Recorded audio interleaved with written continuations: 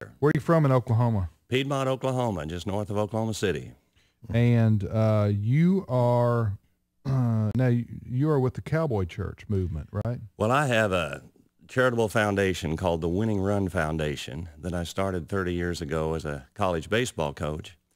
And since I'm retired from coaching, I'm using that foundation now to write Cowboy Bible studies and kind of change directions. So, yes, I do go to a lot of Cowboy churches. There's hundreds of them springing up across the country, and there's a lot of good things happening in them. What's a Cowboy church look like? Now, that's a great name.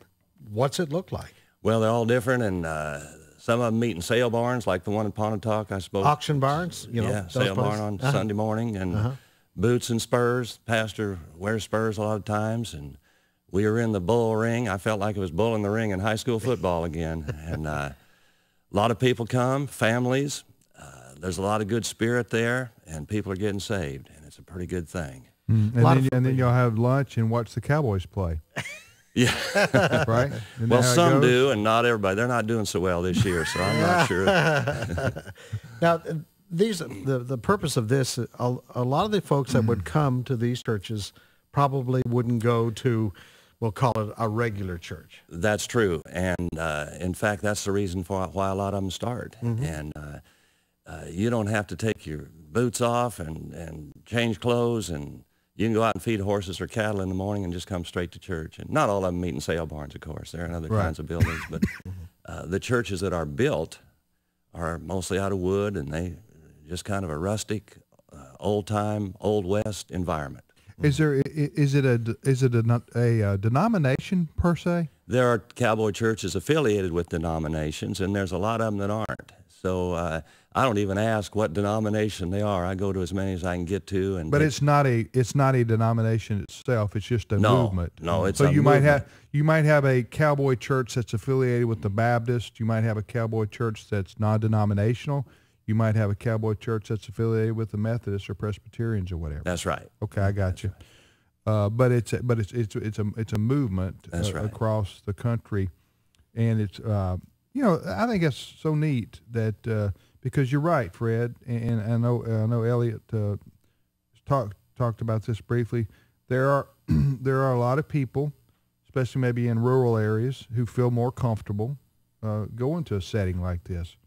And I don't think it matters. It doesn't matter what your setting is. It's what you're doing while you're there. That's right. And whatever makes people more comfortable, I think, more power to you. So you're writing what is your website, by the way? winrun.org. It's the site of the Winning Run Foundation, winrun.org. WINRUN? That's right. .org. Yeah. Talking to Elliot Johnson with the Cowboy Church. You talk about you're writing a what now? A Bible study or what? I write magazines now, full magazines, kind of like a National Geographic of cowboy culture. And I use Old West stories to illustrate a book of the Bible. The first one I did was last spring, and it came out, it's called Trail Ride with God the Son, and it's a cowboy study of the book of John. And I took 63 stories of the Old West to illustrate John's gospel. Stories like the Donner Party, remember what happened to them, I suppose, and Drives Up the Chisholm Trail, and Wyatt Earp and Bat Masterson, and then some more contemporary people like Roy Rogers, and Gil Favors on the cover of that one. But it's a study of the book of John, and cowboy churches and individuals who like the West can use it for a devotional guide or Bible study and have a study done in the book of John. And there's whole churches that are doing it right now. So it's pretty exciting. In name of the magazine, I'm just looking here. It's a great looking magazine. Trail Ride. I mean, awesome magazine. Now, I know you're getting old. That's a picture of Roy Rogers on this edition here. I remember the Roy Rogers show. I used to watch it. Roy and Dale Evans, Christian couple. You're a relic, Fred. I know. But I saw that yesterday, and I said, man, this is something else. This really takes me back. And hold the magazine up so people watching on the internet can see that cover. Some of us are as old as me. You put that magazine together? Oh, yeah. Yes, I did, with the help of a great design artist named Rocky Hales. He designed the cover and the artwork on the inside. And, wow. It takes about a year to do one. I'm sorry, and no offense to baseball coaches, I don't see a baseball coach being able to do something like that. They know how to call balls, and they know how to tell their pitchers how to pitch and hitters how to hit, but you know how to do journalism. Well, thank you. I paid attention in high school English class.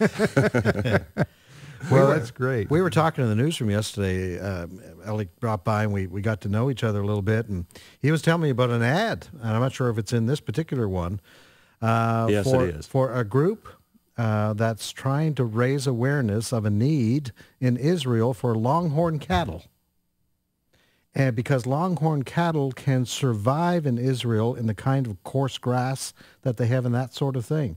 So there's this outreach. So there's, along with the great stories, there's that ad. We're going to do a story on this, that Israel wants to enhance its beef production. And so they're trying to get people here in America interested, and we love Israel, in starting this drive to supply longhorn beef to Israel. So that's another aspect of the ministry. Talking to Elliot Johnson, he is with the Winning Run Foundation. He's very involved in the Cowboy Church movement across America. You may have heard about that. He also is the publisher of this new magazine we're talking about right there called Trail Ride, which is a beautiful magazine with a lot of rich content, and it's really about cowboy culture. And can they go to your website and find out about the magazine? Yes, they're on the website, and they can order off of that site. And we've also put the first one, Study of John, on CD for truckers. So those are going to be available where you can play in cowboy language, reading the devotional articles. And there's bawling calves and gunshots and stampeding horses and cattle on the tape for sound effect, but that'll be on there too. I want to see a story on go inside the brain of a bull rider. I would like to see you psychologically profile bull and bronco riders. Well, they're like pole vaulters and parachutists and people like that are willing to take a chance with their bodies. Yeah, I'm not a cowboy myself, but I love going to the rodeo. Me too. And maybe, I know cowboys love going to the rodeo, but I'm a guy who, I'm interested because I'm not one, and I want to see these guys do their thing, you know. Yeah. And the whole rodeo experience I love, you know, from start to finish, from the flags and the national anthem to the, to the bull riding. And it's, but you do get to that bull riding, and you do wonder, what's going on inside the brain of this fella who wants to hop on the back of one of these beasts and risk his life. But I guess they can make a little money doing that, can't they? Well, some of them do, and most of them get injured at one time or another. Yeah. I usually ask that question in cowboy churches and leading into a devotional thought. Yeah. Any bull riders here? And in Valley Mills, Texas, the pastor was sitting behind me, and he said, "We're smarter than that. We're ropers." Well, listen, Elliot, we thank you so much for your dropping by and visiting with us. And we encourage people to go to your website. Do you speak? I mean, if people are listening right now and they know a cowboy church, you don't even have to be a cowboy church, I guess, if you to come and talk to them. That's right. Yes, I do. Okay. Going across Just the country. go to your website. That'd be good. Yeah. WinRun.org. Right. Elliot Johnson, our guest, and I wanted to talk a little bit about your life in baseball, but we'll do that another time. Well, that'd be fun too. We'll do that another time. All okay? right, thanks. All right, you're listening to the radio program Today's Issues, the Washington Watch edition. I'm Tim Wildman with Fred Jackson. Tony Perkins is playing hooky today, and he'll be back on Thursday with us to be on the program. Again, folks, want to encourage you to check out the website onenewsnow.com, onenewsnow.com, for information on that UPS story. It's on the front page.